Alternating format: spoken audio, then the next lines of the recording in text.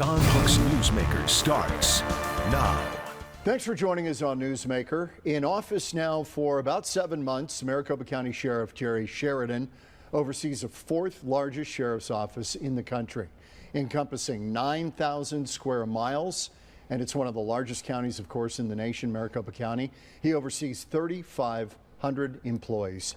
Sheriff Jerry Sheridan joins me now on Newsmaker. Good to see you. Thanks, John. There's a lot going on. There is a lot going on. I want to talk about this monitor situation of your office. This has been going on now for 11 years. This started Sheriff Arpaio's office, targeting, it was said, the Hispanic community under Sheriff Arpaio. The judge ruled that the office had a pattern and practice of stopping Latino drivers. So the case resulted in a monitor overseeing the department. Here we are more than a decade later. It's still going on, and it is costing us a fortune. I think it's $352 million on all of this. What's your take? My take is that the sheriff's office made some significant changes back in 2012, and they have been doing a great job, the employees at MCSO, to make sure that we've fixed some of the issues. And we don't really have a problem right now. And that's where the rub is right now. Okay. Between the sheriff's office and the monitor, the ACLU and the DOJ, okay? The racial profiling, racial bias. We make about 20,000 traffic stops a year.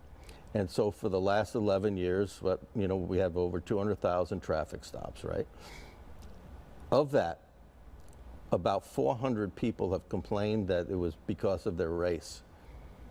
Every one of those was investigated thoroughly, overseen by the monitor to make sure that we didn't cover up anything, right?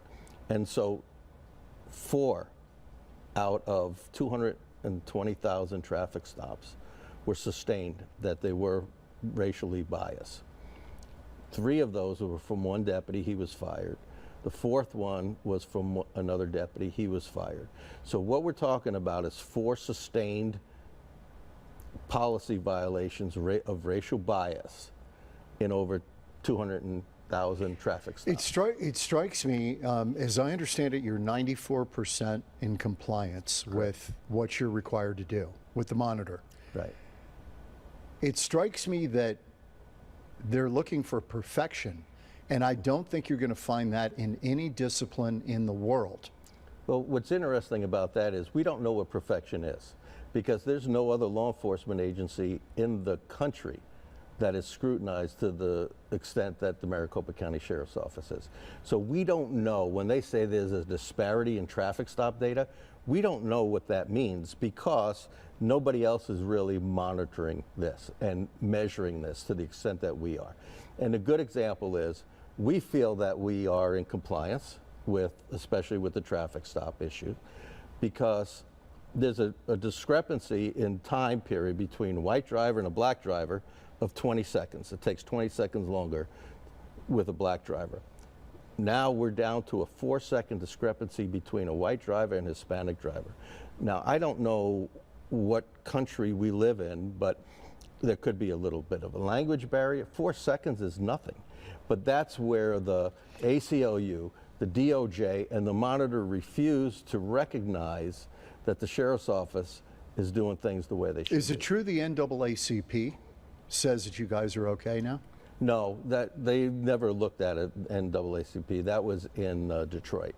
That was in Detroit. Correct. There are monitors like this all around the country, right? Right. The same monitor we have here was the monitor in Detroit. Is there any evidence that these monitors have improved policing, helped in recruitment of officers, made the situation better? Well, I think the evidence has been the exact opposite. What they do is they lay a wet blanket on the entire organization. What they don't help with recruitment. People don't want to come to work for the Maricopa County Sheriff's Office because we are under so much scrutiny. And the crime in every town and city across this country that has had either a consent agreement or a monitor appointed by a judge, the crime rate has gone up. I've got to ask you about this Robert Warsaw. He's the independent monitor who's been doing this. He has made $31 million in 11 years. If you're making that kind of money, I don't care who you are, there's not a great incentive to end it. Well, he's not the only one making the money. His team is also. His company has charged that much. That's a lot of dough. It's a lot of money. Okay. The only one who could reverse this and say enough would be Judge Murray Snow. He appointed the independent monitor, Warsaw, years ago. He is, as I understand it, the only one who can say, you're good. Correct. What is preventing? What's the next step you've got to achieve? Well, I said this when I was running for sheriff. And the big thing is we need to open up a better communication process with the court.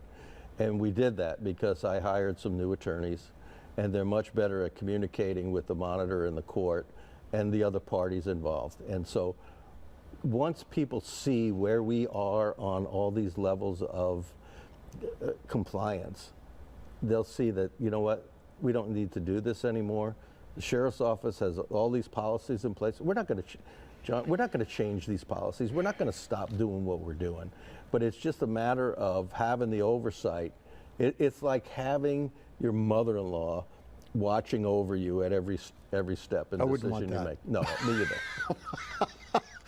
It's just me. All right. ICE raids happening around the country. Mm-hmm. It strikes me that the jails are the low-hanging fruit. Easiest place to pick up people who've been charged with crimes, who may be dangerous, maybe in the country illegally. Mm-hmm. How much are you working with ICE? How is that interface being handled?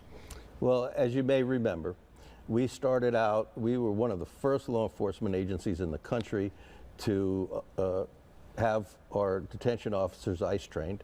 And so we had them in our jail in the first place, and then it went on, and Sheriff Arpaio wanted the deputies to have ICE training and all that. So once the 287G was taken away from us during the Obama, that's the cross-training as ICE agents. Yes. Once that was taken away from us, we kept ICE agents in our intake. What that means is about 200, 220 people a day gets booked into the Maricopa County jail system from all the agencies across the valley. And ICE agents talk to them, they'll put a detainer on them, and then when we are done with their criminal charges, we turn them directly over to ICE. So that's what we do, that's what we're allowed to do under the court order. Was this happening before you were elected? Yes. Okay. It never stopped. It never stopped? No. The ICE What agents, are the numbers like now? The numbers have gone up significantly. Do you have a rough ballpark? Maybe 25 a day. It's a rough ballpark. That's not many. No, it's not. And prior to President Trump coming in, the numbers were maybe 6 to 8 a day. Okay, so we're at 25. What does that tell you? Well, it tells me that law enforcement is doing a good job, and there's not as many people here illegally committing crimes, because I think they know better. Because they come to our jail system, they will be turned over to ICE. So you think that word is out there? Oh, I know it is. Okay, last month, the Maricopa County Board of Supervisors approved a historic $30 million compensation package for detention officers. You ran that thing. I think you were appointed in early 2000s to oversee the jail, right? 1998. 1998. So you've overseen the jail system in Maricopa County. How will that $30 million help you? It will help quite a bit, but it's not panacea to the issues. Working in the jails is very difficult, and the biggest thing is the complaint that I hear from officers is not necessarily pay, but the lack of staffing. I'm about 1,000 officers short in the jail system. We're supposed to have 2,200, and so when you work people to that extent, they don't have their backups there when they're necessary, and it's not comfortable to work there in that environment. Is it unsafe? It can be at times, yes. Paul Penzone implemented a policy. Well, you had screening in the jail. screening not only the inmates when they would come back from work release or court appearances or whatever they were doing, and his position was treat the employees like anyone else and also screen the employees for contraband. You aren't doing that. You're screening inmates but not employees. I hate to say this, but employees are a gateway often for drugs and contraband entering the jail. Let me correct you, okay? Okay. Or at least give you my personal experience Please. of having well over 20 years in dealing with the jail system. During that time, even the 8 years with Sheriff Penzone, in the 28 years, we had 2 employees that actually brought drugs into the system. That was it? That's it. We're not a prison system. We're not any other jail system in any part of the country. We hire the best employees, we train them, and we watch them, and we take care of them. So the vast majority of drugs that comes into a jail system is through the body cavities of the prisoners. And so what we did is, oh, and by the way, that panacea of screening employees, that only happened certain times of the day, if they had the staffing. So it wasn't like everybody was screened like at the airport. It was very sporadic. And it sent the message to our great employees, I don't trust you. That's not who I am. I trust my people to do the right thing. Was there union pushback? I don't remember. When they implemented that, I don't remember. So it's not a union thing saying, no, hey, you can't no. stop harassing our people. No, this was, to me, this was a leadership issue. Okay. Trust your employees and they'll do the right thing. And so we took those machines out and we put them in areas where the people from outside the facility, the non-sheriff's employees, would get screened. And that's what we're doing. And you're finding stuff. Yes, and we just implemented And these do the whole body thoroughly? No, that's new. We've implemented the X-ray machines. Yes. Just last week, they came online. I think you've got 10 of them. And the first day, within 45 minutes, we found somebody that had fentanyl in his rectum. And within 24 hours, we found 5 people coming in off the street that had drugs in their body cavities, male and female. Okay. Would you ever consider bringing back Tent City Jail? Would there be any reason for it? Yes. And what would that reason be? There's many reasons to bring back. I don't want to call it Tent City. Okay, maybe you can help me out with a different name, but maybe an outside detention facility, because part of the other problem with drugs coming into the jail, this gets complicated, I'll make it as quick as possible, is you have inmates that are stuck in the hard facility, and you have other inmates mixed in with them in these other jails that are outside trustees that come in and out. Maybe they're on work release. Commingling. And so they're commingled. Okay. And so they bring those drugs in.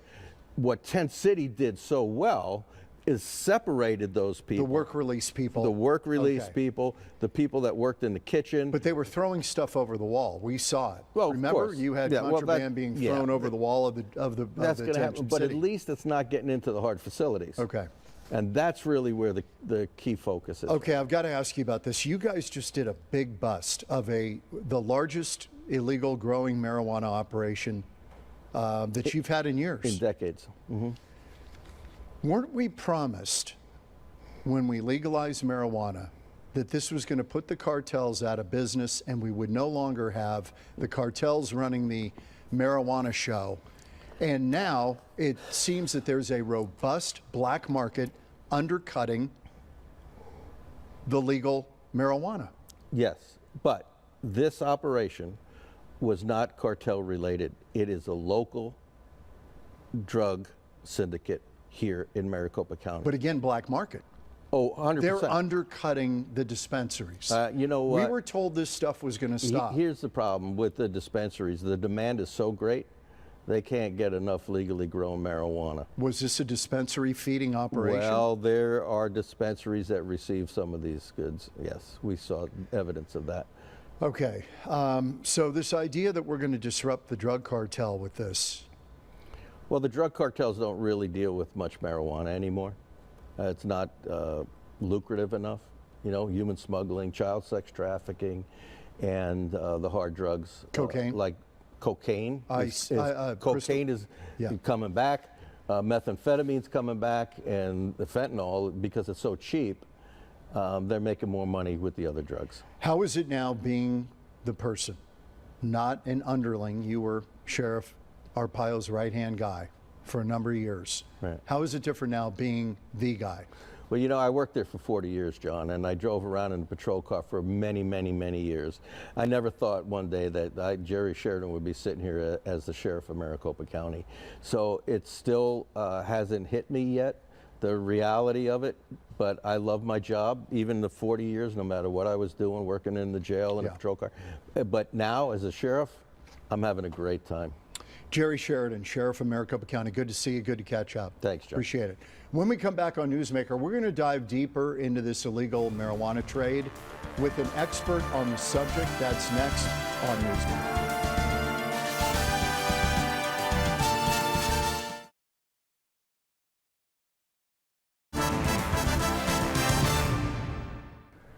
Welcome back on Newsmaker. Nationwide, we are about 10 years into the experiment with legalizing marijuana. Cannabis is legal in 40 of the 50 states for medical use and 24 states for recreational use. Arizona's got both. Arizona voters first legalized medical marijuana in 2010 and then voted in full legalization for recreational use in 2020. Kevin Sabet joins me now. He is a drug policy expert. We're exploring how this has all gone 10 years on. Thank you, Kevin, for joining us. Appreciate it. Thanks for having me. Appreciate it. What's your take? Just give me a macro view. You know, there were a lot of promises made about this, and I know Colorado's, some of the revenues haven't come in like they thought. I think Arizona, there have been some bumpy spots. What's your take? Well, I think overall on the measures, the indicators that we were told would improve, we haven't seen that. So we were told a couple of things. Number one, we were told that the drug dealers would essentially be reduced, the cartels would go away. Actually, the cartels are bigger than ever now, and they are very present in the legal states because they undercut the legal price, the taxed price. They don't pay taxes, and they don't have to follow regulations or hours or anything like that. And so they're able to thrive, and people want a cheaper product. So, you know, drug dealers haven't, you know, all gone to dental school or something when they legalized marijuana in these states. They've actually grown. So that's one area where we haven't seen the promises, you know, come through. Another area we were told was going to happen was that we'd have a lot of revenue, a lot of money to spend on brand new programs, and we'd be able to reduce taxes, et cetera. While it's true, there is revenue now because, you know, states have legalized it and they've increased, you know, obviously they've gone from zero to hundreds of millions, in some cases, $1 billion of revenue. That's true. But there have also been costs. And so every time there's a car crash, in which most of the states have had increases in impaired driving, every time there's a dropout of school, most of the states have seen dropouts go up, as well as mental health indications go sour because of, you know, today's marijuana is not Woodstock weed. And so the weed that's being sold isn't weed. It's high potency, high octane marijuana. And so there are costs associated with all those things. So the revenue hasn't come in the levels that people thought because there are costs. We were also told that, you know, youth use would go down because, you know, kids, they'd have to show an ID. Because the underground market's still thriving, and obviously we've seen this with alcohol too, this doesn't reduce kids' access. It actually increases it because it's given the notion that, you know, this is more or less harmless and that it's okay for you when you turn the magical age of 21. And so it's a badge of adulthood, and young people want to use it. So I have not been impressed. And instead, what we've seen is also an increase in poison control calls.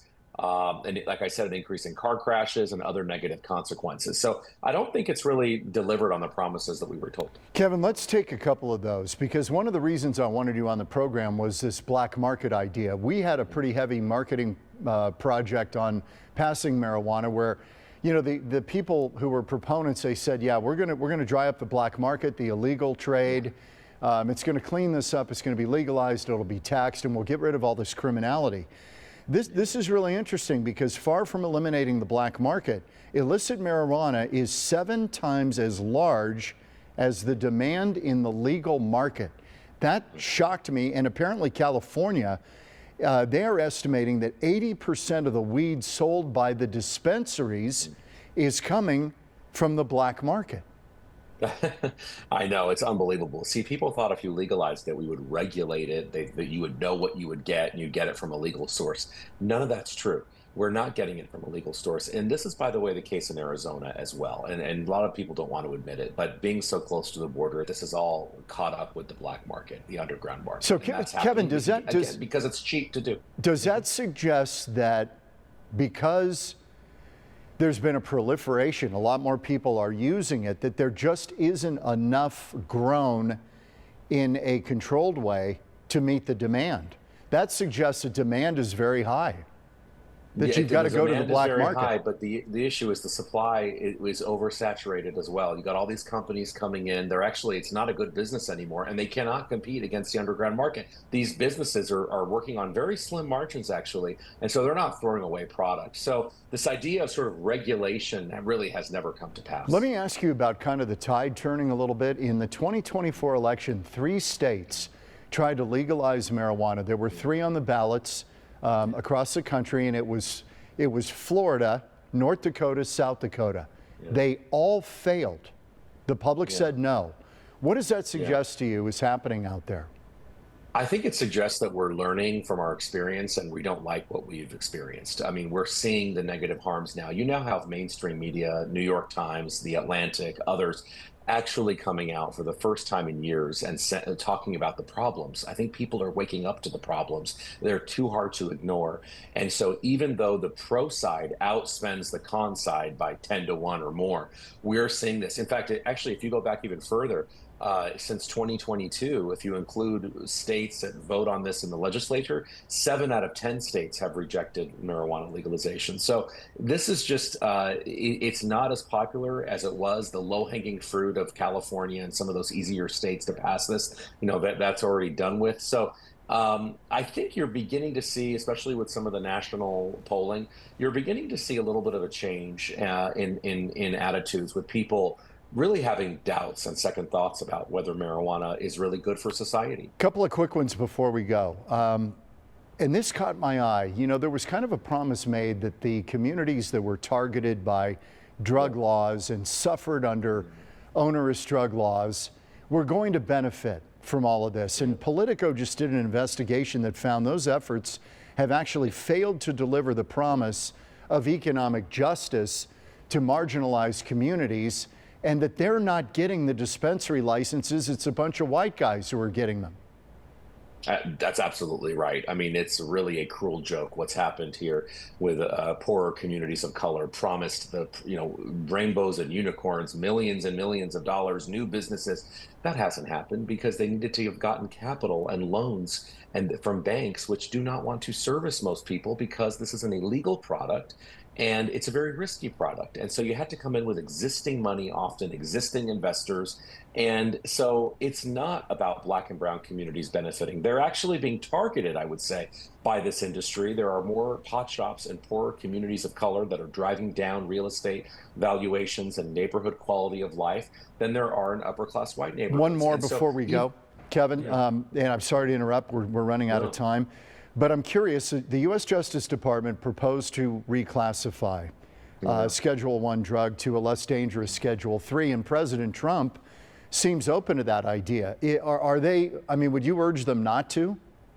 We are urging them not to. It's a really bad idea, mainly because while it wouldn't legalize marijuana, it would give massive tax breaks to the marijuana industry. And that's a really bad idea. It would also give the impression that it's legalized. Our young people don't need more reason to use a product which causes psychosis, schizophrenia, suicide, IQ loss of 8 points. I mean, the negative effects are on and on. So we are urging the president not to do it. And we think he's going to make the right choice. Kevin Sabet, drug policy expert. I appreciate your time, Kevin. Love to have you back. Thanks so much for having me. Okay, appreciate it, Kevin. Kevin Sabet. We are back in a moment on Newsmaker.